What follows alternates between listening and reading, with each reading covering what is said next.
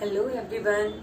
Today again we are here with our second chapter, that is acid species and salts. Last time we were discussing about the properties of the acids. First property we have discussed that whenever acid reacts with metal, then always and always it produces hydrogen gas, and this is a very important property. The same property we discussed in our first chapter also and then second chapter also. So this is very important property. You just have to keep in your mind that whenever an acid reacts with a metal, then always and always hydrogen gas will produce. Acid can be of acid can be anyone and metal can be anyone. Okay. Now our second property is when an acid reacts with metal carbonate or metal bicarbonate. Bicarbonate is also we can say hydrogen carbonate. ठीक है, to form salts and water. कभी भी metal carbonate acid के साथ react करेगा, या हम कह सकते हैं एसिड मेटल कार्बोनेट के साथ रिएक्ट करेगा, तब भी वो सोल्ट कार्बन डाइऑक्साइड और वाटर बनाएगा. अगर ये एसिड मेटल बाइकार्बोनेट के साथ रिएक्ट करेगा तब भी सेम प्रोडक्ट बनाएगा. ठीक है, मेटल बाइकार्बोनेट को हम हाइड्रोजन कार्बोनेट भी बोलते हैं. ठीक है, तो metal bicarbonate and metal hydrogen carbonate are the same thing. So one example I have written here, that is sodium carbonate. Yes, when reacts with hydrogen chloride, then it will form NaCl, which is a salt, CO2, carbon dioxide and water. Okay, so yes, sodium carbonate is what? Sodium carbonate is metal carbonate. HCl is what? Acid. So yes, इसका negative part, इसका positive part, as we have done in our last reaction. तो वैसे ही reactions होंगी. आगे आप कोई भी reaction खुद से बनाओगे तो keep in mind these things. ठीक है, इसका नेगेटिव पार्ट, इसका positive part, they will combine together to form the salt. CO3 will form CO2, carbon dioxide यहाँ से मिल जाएगी, और एक ही हाइड्रोजन और oxygen combine together to form water. इस तरह से आपको रिएक्शंस बनाना इजी हो जाएगा. ठीक है, तो यहाँ पे अगर मेरे पास मेटल कार्बोनेट की जगह पे मेटल बाइकार्बोनेट होता, सोडियम हाइड्रोजन कार्बोनेट जिसको हम बेकिंग सोडा भी बोलते हैं, तो yes it can also react with hydrogen chloride to form the same product. तो यहाँ पे चाहे मेटल कार्बोनेट हो चाहे बाइकार्बोनेट हो. इसके अलावा सोडियम के अलावा भी हम और कोई मेटल ले सकते हैं, like magnesium carbonate. Magnesium carbonate, और मैंने यहाँ पे एसिड भी चेंज कर दिया, कोई भी एसिड और कोई भी मेटल कार्बोनेट हो सकता है. Then it will form MgSO4 plus CO2 plus H2O.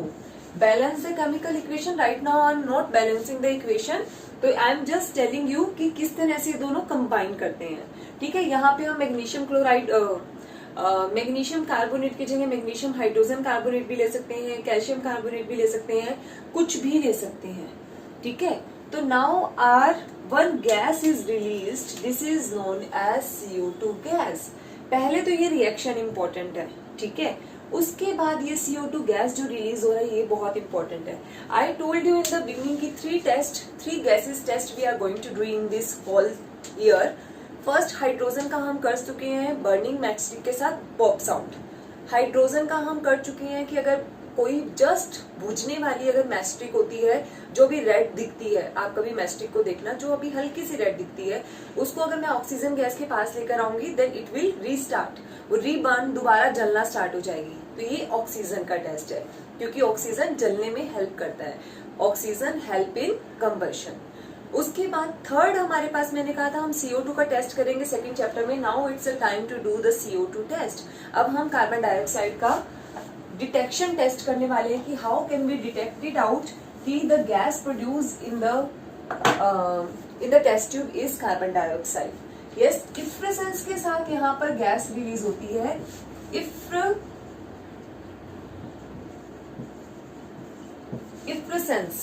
इफ्रेसेंस क्या होता है? बबल्स निकलते हैं और का साउंड आता है. ठीक है, तो बबल्स जब एकदम से निकलते हैं तब हम उसको इफ्रेसेंस बोलते हैं. तो बेसिकली क्या होता है,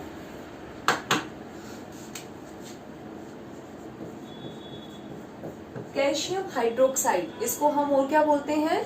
lime water. Calcium hydroxide, lime water, ये एक्वस कंडीशन में है. When the CO2 gas will pass through this lime water, it turns into milky. Calcium carbonate is solid और वाटर तो है लिक्विड, तो यस ये क्या हो जाता है, ये मिल्की हो जाता है, या हम ये कह सकते हैं व्हाइट पीपीटीज बन जाते हैं यहाँ पर। ठीक है, व्हाइट पीपीटी कैसे बन जाते हैं, because of the formation of this calcium carbonate. Basically, what is happening when this CO2 gas will pass through this lime water, it turns into milky because of the formation of this calcium carbonate. Calcium carbonate do not dissolve in water, तो ये white PPT बनाता है जो एक बार अभी नीचे settle होने से पहले पूरे के पूरे लिक्विड को white ही कर देता है, जिससे हमें white appearance आती है, जिसको हम बोलते हैं milky appearance। ठीक है, ये एक बहुत ही important टेस्ट है जो कहीं ना कहीं आपको पेपर में किसी ना किसी चीज से रिलेट करता हुआ मिल ही जाएगा।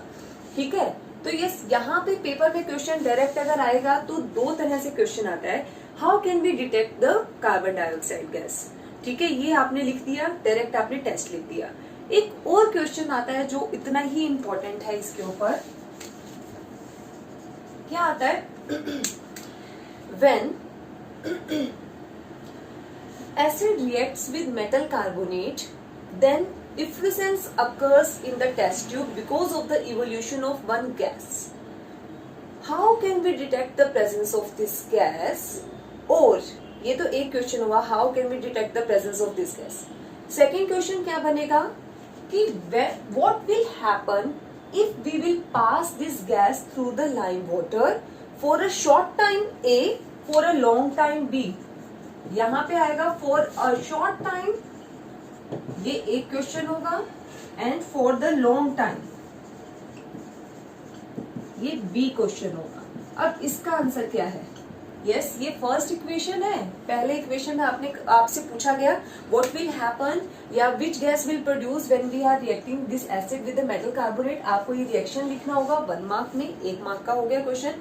सेकेंड क्वेश्चन पूछा what will happen if we will pass this evolving gas through the lime water, then the lime water turns into milky, और आपको ये रिएक्शन लिखना होगा, ये होगा फॉर द शॉर्ट टाइम के लिए।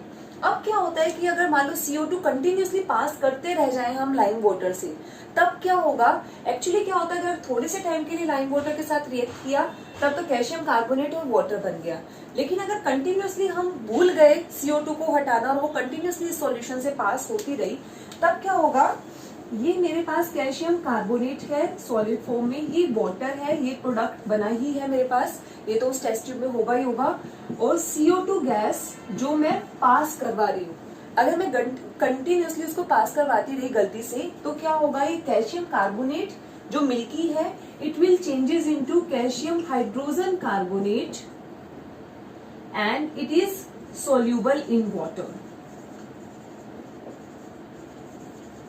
ये मेरे पास मिल्की है और ये मेरे पास सोल्यूबल इन वाटर है, तो यस अगर मैं CO2 गैस को पास करूंगी for the short time, then milky appearance will form, और we can say lime water turns into milky solution. If the CO2 gas will continuously pass through this milky solution, then it will form a soluble solution because of the formation of this calcium hydrogen carbonate. Calcium hydrogen carbonate पानी में soluble है, इसलिए soluble हो जाएगा, और जो milky appearance हमें दिखना स्टार्ट हुई थी वो डिसॉल्व हो जाएंगे और गायब हो जाएंगे। ठीक है, तो इस तरह के दो क्वेश्चंस हमारे पास आते हैं, कीप इन माइंड। ये अकेला क्वेश्चन कम आने के चांसेस होते हैं, इसके साथ में ये रिएक्शन बहुत इंपॉर्टेंट है, एनसीईआरटी में भी है, तो ये रिएक्शन बहुत इंपॉर्टेंट है। This is the confirmatory test for the carbon dioxide gas. अगर उस गैस ने लाइम वाटर को मिल्की कर दिया, that means the gas is carbon dioxide.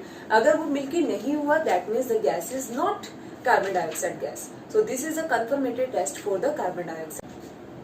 CO2 gas also extinguish a burning candle. O2 gas help in the burning and CO2 gas extinguish the burning candle. O2 gas तो किसी भी substance को जलाने में help करती है और CO2 gas उसको बुझाने में हेल्प करती है, तो ये इस तरह से कार्बन डाइऑक्साइड यूज होती है। यहाँ पर हमारे पास एक क्वेश्चन आता है कि if the person is suffering from acidity due to the overeating, then what would you suggest. तो यस आप क्या सजेस्ट करोगे अगर किसी पर्सन को ओवर ईटिंग की वजह से एसिडिटी हो गई है, पेट में एसिड ज्यादा बनने लग गया, एसिड है, हम चाहते हैं उसका इफेक्ट न्यूट्रलाइज हो जाए। ठीक है, न्यूट्रलाइजेशन के लिए हम क्या करेंगे, बेस तो कोई खा नहीं सकते, NaOH ऑल्सो कोरोसिव होता है, तो हम क्या करेंगे, बेस की जगह हम मेटल कार्बोनेट ले लेंगे। मेटल कार्बोनेट लेने से क्या होगा, यस यहाँ पे मैंने रब कर दिया, मेटल कार्बोनेट लेने से क्या होगा कि मेटल कार्बोनेट एसिड के इफेक्ट को न्यूट्रलाइज कर देगा, सोल्ट और वाटर और कार्बन डाइऑक्साइड बनाएगा। तो ये तीनों के तीनों हार्मफुल नहीं है। तो बेसिकली अब एसिड का इफेक्ट न्यूट्रलाइज हो गया। अगर बेस अब मेटल कार्बोनेट या मेटल बाइकार्बोनेट अगर एसिड के इफेक्ट को न्यूट्रलाइज करके सोल्ट, वाटर और CO2 बना रहे हैं, that means they are basic in nature. Metal carbonate और मेटल बाइकार्बोनेट बेसिक नेचर के हैं, जिसकी वजह से वो एसिड के इफेक्ट को न्यूट्रलाइज कर देते हैं और स्टमक की एसिडिटी को खत्म कर देते हैं। तो what would you suggest? You will suggest baking powder to intake. किसी भी तरह से एक बार थोड़ा सा बेकिंग पाउडर ले लो ताकि एसिडिटी का इफेक्ट एकदम से खत्म हो जाता है। And the same concept is happening with Eno. Eno आपने देखा है ना, मार्केट में मिलता है, तो उसके अंदर भी सेम होता है। वो एसिड के इफेक्ट को न्यूट्रलाइज कर देता है क्योंकि उसमें बेस होता है और सोल्ट, वाटर और CO2 बना देता है। तीनों ही हार्मफुल नहीं है। Okay, now move on to our next reaction, that is third reaction. When acid reacts with bases or alkalis, because in 10th class we are talking only about the alkalis only, जो base पानी में dissolve हो जाते हैं तो उनको हम alkalis बोलते हैं। तो अभी 10th क्लास में हम सिर्फ अल्कलीज के बारे में बात कर रहे हैं। तो yes, acid reacts with bases और alkalis to form salt and water. तो यस, ये जो हमारे पास एसिड है बेस के साथ रिएक्ट करके हमेशा सोल्ट और वाटर बनाता है। यहाँ पे हम कोई भी रिएक्शन लिख सकते हैं, कोई भी acid HCl I have taken, आप कोई भी और भी ले सकते हो। NaOH, they will form NaCl as a salt and water. Again we can write any other reaction, sulfuric acid and magnesium hydroxide combines together to form magnesium sulfate and water. Same concept मैंने apply किया, इसका negative part और इसका positive part, इसका negative part और इसका positive part combines together। ठीक है, इस तरह के रिएक्शन को हम बोलते हैं neutralization reaction. Neutralization reaction means an acid is neutralizing the effect of a base, or we can say a base is neutralizing the effect of HCl or acid। कि एसिड का जो भी इफेक्ट है उसका इफेक्ट बेस न्यूट्रलाइज कर रहा है, equalise कर रहा है और खत्म कर रहा है। तो उस चीज को हम बोलते हैं न्यूट्रलाइजेशन रिएक्शन। तो इस तरह की रिएक्शंस को न्यूट्रलाइजेशन रिएक्शंस बोला जाता है। And these reactions can also be performed in the laboratory. हमारे पास क्या है, एक सॉल्यूशन है, उसमें मैंने NaOH को ऐड किया और 2 ड्रॉप्स ऑफ फिनोल्फेथिलीन डाल दिया। इंडिकेटर्स हम लोग डिस्कस कर चुके हैं। तो फिनोल्फेथिलीन बेस में कैसा कलर देता है, पिंक कलर देता है। तो ये सॉल्यूशन जो है मेरे पास पिंक कलर का हो जाएगा। Now I am adding HCl till the solution become colourless. तो यस, यहाँ पे मेरे पास सॉल्यूशन कलरलेस क्यों हुआ? क्योंकि इस एसिड ने पहले बेस के इफेक्ट को खत्म किया और फिर मैंने 1-2 ड्रॉप और ऐड किया। तो यानी कि अब ये सॉल्यूशन स्लाइटली एसिडिक हो गया जो स्लाइटली बेसिक था, इसीलिए ये अब कलरलेस हो गया है। फिर मैं दोबारा अगर उसमें NaOH डालूंगी तो पहले ये सॉल्यूशन कुछ नहीं शो करेगा, then afterwards it will show pink colour. तो यहाँ से इस रिएक्शन से हमारे पास क्या समझ आता है, हमें समझ आता है कि एसिड बेस का इफेक्ट न्यूट्रलाइज करता है और बेस एसिड का इफेक्ट न्यूट्रलाइज करता है। तो ultimately they are performing the neutralization reaction. तो this is about the neutralization reaction. Now our next reaction is when acid reacts with metal oxide they will form salt and water। तो yes, acid जब भी metal oxide के साथ react करता है तब वो सोल्ट और वाटर देता है। अगर आप बेसिक रिएक्शन याद कर लोगे तो आपको प्रॉब्लम नहीं आएगी, but in this case only this reaction will come. Metal oxide के केस में कोई और रिएक्शन आना उसके चांसेस 0.01% है, इसकी है 99.9%। तो इसके अंदर कोई और रिएक्शन याद करने की हमें जरूरत नहीं, इस केस में सिर्फ यही रिएक्शन आती है। लेकिन ये रिएक्शन कैसे आती है, इतने डायरेक्ट नहीं आती है। याद करो, एक्चुअली क्या है कि students you are getting confused in water of crystallization. जो हमारे पास वाटर ऑफ क्रिस्टलाइजेशन FeSO4 के केस में भी आया था, मुझसे बहुत सारे बच्चों ने डाउट लिया कि ये मैम ग्रीन कलर का है फिर वो व्हाइट कलर का हो जाता है क्योंकि इसमें वाटर ऑफ क्रिस्टलाइजेशन है। यस बेटा, ये जो सारा कंसेप्ट है ना, ये सारे चैप्टर्स आपस में इंटर रिलेटेड है। तो हम अभी जब सारे चैप्टर्स कर लेंगे तब आपके सारे के सारे डाउट्स क्लियर होंगे। अगर मैं ये फर्स्ट चैप्टर में समझा देती तो आप कंफ्यूज हो जाते। तो अभी के लिए वाटर ऑफ क्रिस्टलाइजेशन एसिड के लास्ट में छोड़ते हैं, एसिड वाले चैप्टर में लास्ट में करेंगे। तो वैसे ही अभी कॉपर वाला ये रिएक्शन हमने कहीं पर किया था, उसको मैं रिलेट कर रही हूँ। तो जहां जहां पे जो रिलेशन आएगा मैं बाद में सारों को रिलेट करूंगी। And after doing all the chapters हम जो ये रिलेशन है 2-2 चैप्टर के मिक्सचर के साथ जो कुछ क्वेश्चंस आते हैं उनको डिस्कस डिटेल में करेंगे। अभी के लिए पैनिक नहीं करना है, जितना करवाया जाता है प्लीज उतना अभी आप कर लो। ओके, नेक्स्ट इज हमारे पास क्या है कि कॉपर ऑक्साइड। ये कॉपर ऑक्साइड बना कैसे था, फर्स्ट चैप्टर में याद है आपको? तो yes, when this copper reacts with oxygen then it will form copper oxide. ठीक है, कॉपर ऑक्साइड एक सॉलिड है, कॉपर भी एक सॉलिड था, यहां से बना था। आपके पास एक क्वेश्चन आता है, when a red color compound burns in air then it will form a black color compound। ठीक है, तो ये black color compound when reacts with any acid or hydrochloric acid it will form a blue green color solution। Then what is the name of this red color compound, what is the name of this black color compound and what is the chemical formula of this blue green color compound। इस तरह का एक question 3 number में आता है। तो ये concept हमारा आता है फर्स्ट चैप्टर से। तो ये एक रेड कलर का सब्सटेंस जब बर्न करता है ऑक्सीजन की प्रेजेंस में या एयर की प्रेजेंस में, वो ब्लैक कलर का सब्सटेंस बनाता है। वो ब्लैक कलर का सब्सटेंस क्या है, कॉपर ऑक्साइड। यहाँ तक हम फर्स्ट चैप्टर में कर चुके हैं। तो ये कॉपर ऑक्साइड जो ब्लैक कलर का है, जब हम उसको एसिड के साथ पास करते हैं, जो हमारी रिएक्शन है कि मेटल ऑक्साइड जब एसिड के साथ रिएक्ट करता है then it will form salt and water. इसका नेगेटिव पार्ट, इसका पॉजिटिव पार्ट। यहाँ पे मैंने दोनों को कंबाइन करके कॉपर क्लोराइड बना दिया एंड वाटर बना दिया। ठीक है, और जो कॉपर क्लोराइड है ये ब्लू ग्रीन कलर का सॉल्यूशन है। तो इस रिएक्शन के आने का चांसेस इस तरह से सबसे ज्यादा होता है। पहले ये पूछा जाता है, फिर ये वाला रिएक्शन पूछा जाता है, और फिर बाद में आपको कहा जाता है write down the both the reactions. तो आपको दोनों रिएक्शंस लिखना होता है। Is it clear? एक और चीज जो मैं इसमें बताना चाहूंगी, यहाँ पे मैंने कॉपर 2 ऑक्साइड करके लिखा है। ये 2 क्यों लिखा है? आपको पता है copper can exist as +1 oxidation state and +2 oxidation state, जो हमने लास्ट ईयर किया था। मैंने कहा था आपको मैं बताऊंगी 10th क्लास में। तो यस, इस 2 का मतलब है कि we are talking here about the +2 oxidation state copper ion. हम उस कॉपर आयन की बात कर रहे हैं जिसकी +2 वैलेंसी है, ना कि हम उस कॉपर आयन की बात कर रहे हैं जिसकी +1 वैलेंसी है। तो जिसमें भी हमारे पास एनोमलीज हैं, जहां पर भी डाउट्स होते हैं, वहां पर हम इस तरह का लिखते हैं 1 2। अब जैसे आयरन का केस है तो वहां पे 2 और 3 होता है, तो उसके केस में मेंशन किया होगा कि हम 2 की बात कर रहे हैं कि 3 की बात कर रहे हैं, ताकि कंफ्यूजन ना हो। तो हियर मैंने +2 ऑक्सीडेशन स्टेट वाला कॉपर आयन दिया है। तो ये हमारे पास फॉर्मूला है, तो अल्टीमेटली ये वाला फॉर्मूला हमारे पास कॉपर क्लोराइड का बनेगा। ठीक है, so yes, this is the reaction of metal oxide and acid. One more thing, क्या ये आपको यहाँ पे ये नहीं लग रहा कि एसिड जब बेस के साथ रिएक्ट कर रहा था तब भी उसने सोल्ट एंड वाटर बनाया, अब एसिड मेटल ऑक्साइड के साथ रिएक्ट कर रहा है तब भी उसने सोल्ट एंड वाटर बनाया? Yes, both the reactions are very much similar. तो हम लोग क्या कह सकते हैं कि यानी कि मेटल ऑक्साइड भी न्यूट्रलाइज कर रहा है एसिड का इफेक्ट, यानी कि ये भी बेसिक नेचर का है। तो इस रिएक्शन से हमें ये पता चलता है कि मेटल ऑक्साइड जो है वो बेसिक नेचर का है। That's why it can react with acid to form salt and water.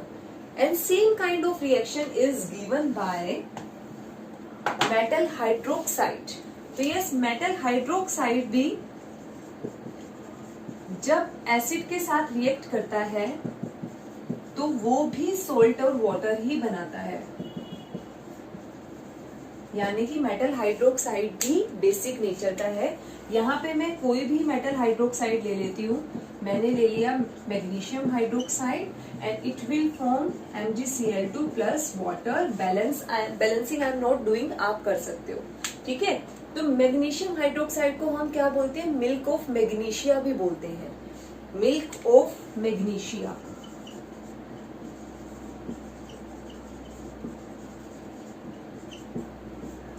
Yes बेटा, तो यहाँ से हमारे पास एक क्वेश्चन आता है। अभी अभी हमने क्वेश्चन डिस्कस किया, why we can take baking soda to neutralize the acidity of the stomach, क्योंकि वो उसके साथ रिएक्ट करके सोल्ट वाटर और कार्बन डाइऑक्साइड बना रहा है, यानी कि एसिड के इफेक्ट को न्यूट्रलाइज कर रहा है। तो यहाँ पर ये भी क्वेश्चन आ सकता है, what antacid we can take in case of the acidity. इसको हम एंटासिड बोलते हैं। एंटासिड का मतलब है एसिड का उल्टा, जो एसिड के इफेक्ट को न्यूट्रलाइज कर सके या फिर खत्म कर सके। तो milk of magnesia, magnesium hydroxide is acting as a antacid in case of the acidity. अगर एसिडिटी हो जाती है तो हम मिल्क ऑफ मैग्नीशिया भी लेते हैं। क्यों? क्योंकि milk of magnesia reacts with acid present in the stomach to produce salt and water. तो ये दोनों के दोनों अफेक्ट नहीं करते, एसिड का इफेक्ट न्यूट्रलाइज हो जाता है और हमें जो अनइजीनेस हो रही है वो खत्म हो जाती है। सो इस तरह के क्वेश्चंस हमारे पास आ सकते हैं और ये रिएक्शन पे क्वेश्चन मैं आपको बता चुकी हूँ.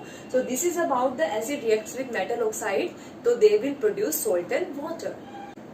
Now our last property regarding the acid is eighth property, that is acids have corrosive nature.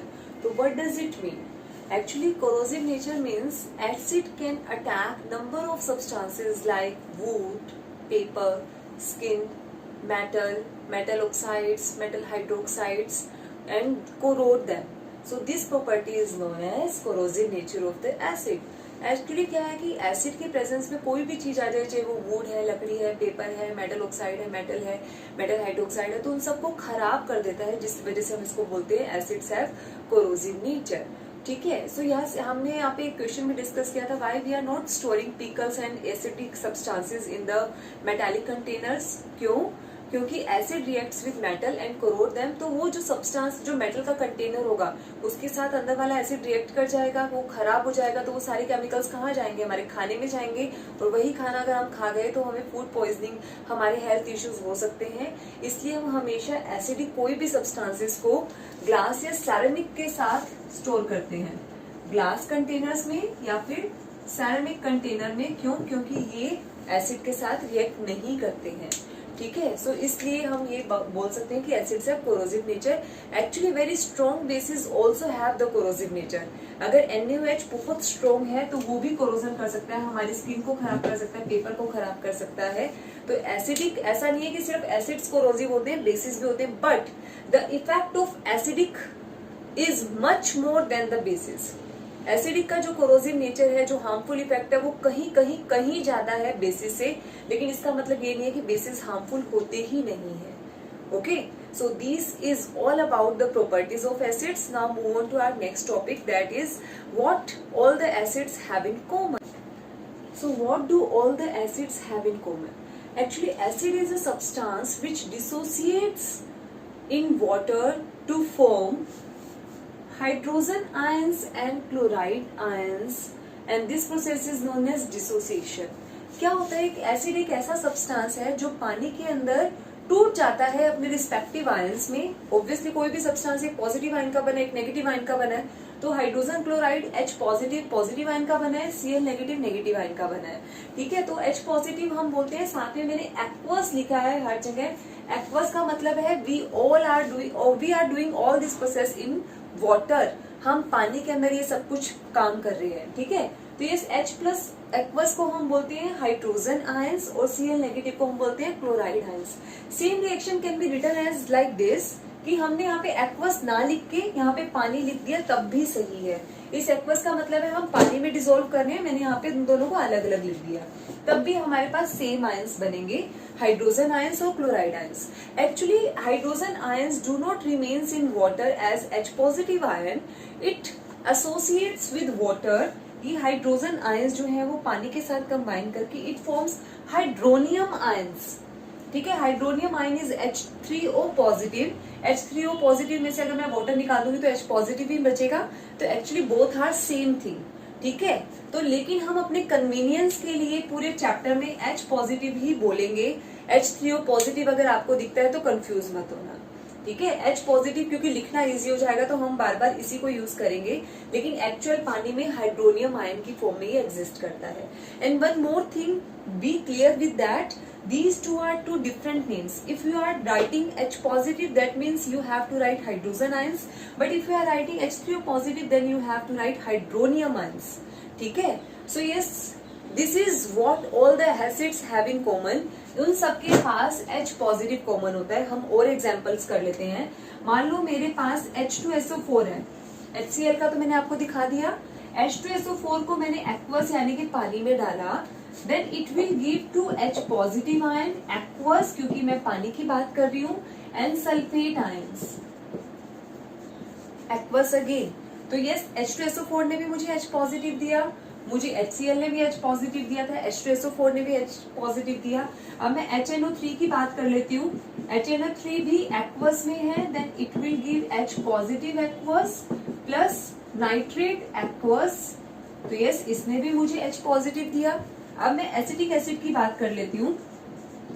Acetic acid aqueous में देन इट विल गिव, हम यहाँ पे नेगेटिव पार्ट पहले लिखते हैं, तो yes aqueous plus H positive, aqueous, तो yes यहाँ पर भी मेरे पास H पॉजिटिव मिला। तो what do all the acids have in common? They are having H positive ion in common.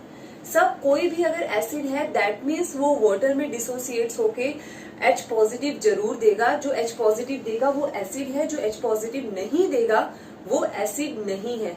वो कुछ भी हो सकता है, लेटर ऑन हम अपनी स्टडीज में आगे डिस्कस करेंगे, लेकिन वो एसिड तो नहीं होगा अगर वो H पॉजिटिव नहीं देगा।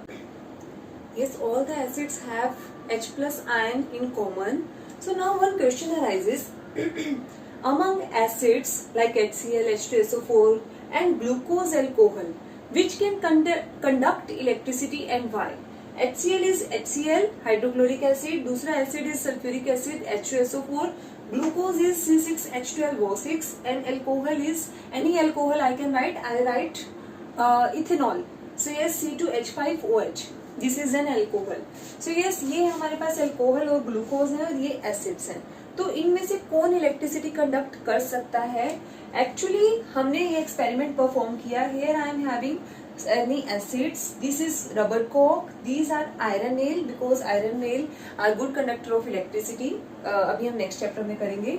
When I connect it with some switch or some battery, 6 volt battery मैंने लिया and with the bulb, तो जब भी मैंने इसके अंदर सारा कुछ कनेक्ट करके स्विच ऑन किया, then I see the bulb glows in case of acids like HCl and H2SO4, but the same procedure when happens with the glucose and alcohol, then bulb will not glow.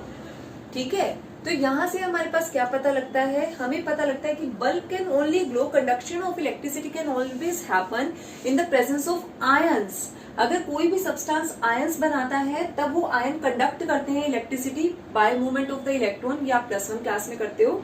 तो ये electron के movement की वजह से conduction of electricity होता है। ये सिर्फ पॉसिबल है जब आयंस हो सॉल्यूशन में।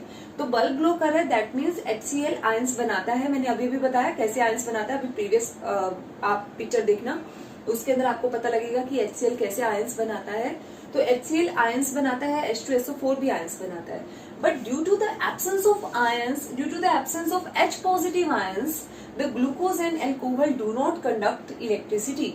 ये कंडक्ट इलेक्ट्रिसिटी को नहीं कर सकते क्योंकि इनके पास H तो है। यस, मैंने आपको एक बार पहले टॉपिक में भी करवाया था, H होना डजंट मीन दैट कि वो एसिड है। वो H टूटना चाहिए, डिसोसिएट होना चाहिए इन एक्वस सॉल्यूशन। इनके पास, दोनों के पास HH है, लेकिन ये दोनों H पॉजिटिव आयन रिलीज नहीं करते हैं सॉल्यूशन के अंदर, that's why they do not behave as acid. So at last we can give one statement regarding that which is very important statement. Though all the acids have hydrogen atom या hydrogen ion, सबके पास hydrogen होता है acid के पास। Yes, वो compulsory condition है, but all the hydrogen containing compounds are not acid. जरूरी नहीं है कि जिनके पास भी हाइड्रोजन है वो एसिडिक बिहेव करे। हाँ, सबके सब एसिड के पास have in common H positive ion, सबके सब एसिड के पास H पॉजिटिव आयन जरूरी है ही, लेकिन जिनके पास भी H पॉजिटिव आयन है या H एटम है वो एसिडिक बिहेव करें ये जरूरी नहीं है। So this statement is very important. Now one question come, ये पेपर में जनरली आता है, क्या डिस्टिल्ड वाटर जो है, can distilled water conduct electricity? No. Distilled water is that water which are not having any ions. उसमें कोई acid नहीं है, बेस नहीं है, सोल्ट नहीं है, तो basically it is not having any ions. So that's why it do not conduct electricity. But rainwater can conduct electricity. Why? Because it is having many of the acids. Rainwater में आपको पता है sulphuric acid होता है, nitric acid होता है, carbonic acid होता है कार्बन डाइऑक्साइड के साथ कनेक्ट करके। So yes, due to the presence of many acids it is having many ions. तो rain water can conduct electricity but distilled water do not conduct electricity. ये कई बार paper में 1 mark में question आता है। ठीक है, अब आपको समझ आया कि क्या एसिड्स के पास कॉमन है? सब एसिड के पास H पॉजिटिव आयन होगा ही होगा। Yes, our next case of this chapter is acid can show its acidic behaviour only in presence of water. ठीक है, वो एब्सेंस ऑफ वाटर में अपना बिहेवियर शो नहीं कर सकता। And this question can come as when we are adding sulphuric acid in the NaCl, then a gas will produce. Then what is the effect of this gas on wet litmus paper or on the dry litmus paper? तो ये question paper में आता है. इस question को solve करने से पहले आपको ये पूरा का पूरा प्रोसीजर समझना पड़ेगा. And this question came in last year board exam. ठीक है. सो यस, इसके लिए आपको पता होना चाहिए. यस, NaCl के मैंने छोटे छोटे पैलेट्स ले लिए, पाउडर, वो छोटे छोटे दाने होते हैं ना, तो वो मैंने यहाँ पे ले लिए हैं काफी सारी, और उसमें मैं कंसंट्रेटेड सल्फ्यूरिक एसिड डाल रही हूँ. And yes, during dilution I told you कि डाइल्यूशन या adding of the acids can only happen along the sides of the test tube. तो यहाँ पे बिल्कुल साइड से आराम से डालते हुए मैं इसमें सल्फ्यूरिक एसिड डाल रही हूँ. देन आई पुट वन कॉक over here in the boiling tube. Boiling tube is basically a little wider than the test tube. थोड़ी सी मोटी होती है और ये जलने पे टूटती नहीं है, तो ये ज्यादा अच्छी होती है. तो yes, then I put one rubber कोक over the boiling tube and put some glass tube from which the gas can come out. तो gas will produce is HCl gas. ये हमें कैसे पता लगेगा? ये रिएक्शन हम लिख सकते हैं. NaCl को मैंने डाला है सल्फ्यूरिक एसिड के अंदर. सल्फ्यूरिक एसिड एक्वस फॉर्म में है, NaCl पैलेट्स है तो सॉलिड फॉर्म में है. It will form sodium hydrogen sulphate along with the production of one gas, HCl gas. तो यस, ये जो HCl गैस है ये इन दोनों के मिक्सचर से बनी है, तो ये ड्राई फॉर्म में है. ठीक है, बिल्कुल सूखी हुई गैस है, तभी ये ऊपर उड़ पा रही है. एंड दिस रिएक्शन जो है आपको ये याद करने की जरूरत नहीं है, मैं सिर्फ समझा रही हूँ, तो ये याद नहीं करने की जरूरत. तो I am just telling you कि by this reaction HCl gas is producing. तो यहाँ से HCl गैस प्रोड्यूस हो रही है. मैंने उसके सामने एक ड्राई लिटमस पेपर रख दिया, बिल्कुल सूखा हुआ लिटमस पेपर रख दिया. ये भी सूखा हुआ है, HCl गैस भी ड्राई है. ठीक है, तो आई विल सी कि blue litmus paper will not change its colour, it remains blue in the colour only. ठीक है, but when the same procedure I am doing with the wet litmus paper or moist litmus paper, then it turns to red in color in presence of HCl gas. Yes, dry litmus paper पे किया तो उसमें कोई colour change नहीं हुआ. वही मैंने wait litmus paper या मॉइस्ट लिटमस पेपर के साथ किया, वेट मतलब गीला, गीले लिटमस पेपर के साथ किया तो ये रेड में चेंज हो गया. क्यों? क्योंकि जैसे ही HCl गैस पानी के कंटेक्ट में आई तो ये एक्वस बन गया. HCl अब पानी के कंटेक्ट में आ गया, और पानी के कंटेक्ट में आते ही आपको पता है कि ये डिसोसिएट हो जाएगा आयंस में, और आयंस अपना इफेक्ट शो करेंगे. सो यस, दैट्स व्हाई यहाँ पे ड्राई होने की वजह से ये डिसोसिएट नहीं हो पाया, तो इसने अपना इफेक्ट शो नहीं किया. H पॉजिटिव की वजह से इसका इफेक्ट है, अभी हमने प्रीवियस टॉपिक में किया. All the acids are having H positive ion, जिसकी वजह से इनकी अलग अलग प्रॉपर्टीज होती हैं. लेकिन ड्राई के केस में तो वो टूट ही नहीं पाया, H पॉजिटिव आया ही नहीं, तो अपना बिहेवियर नहीं शो कर पाया. लेकिन मॉइस्ट के केस में उसको पानी मिल गया, वो टूट गया, और अब उसने अपना बिहेवियर शो किया, इसको ब्लू लिटमस को रेड में चेंज कर दिया. ठीक है, तो अगर आपके पास आए कि when we are adding sulphuric acid to NaCl, then a gas will produce. Which is this gas? It is HCl gas. And what is the effect of this HCl gas on the dry litmus paper? No change. Wet litmus paper, blue changed to red in color. So these questions can be answered like this.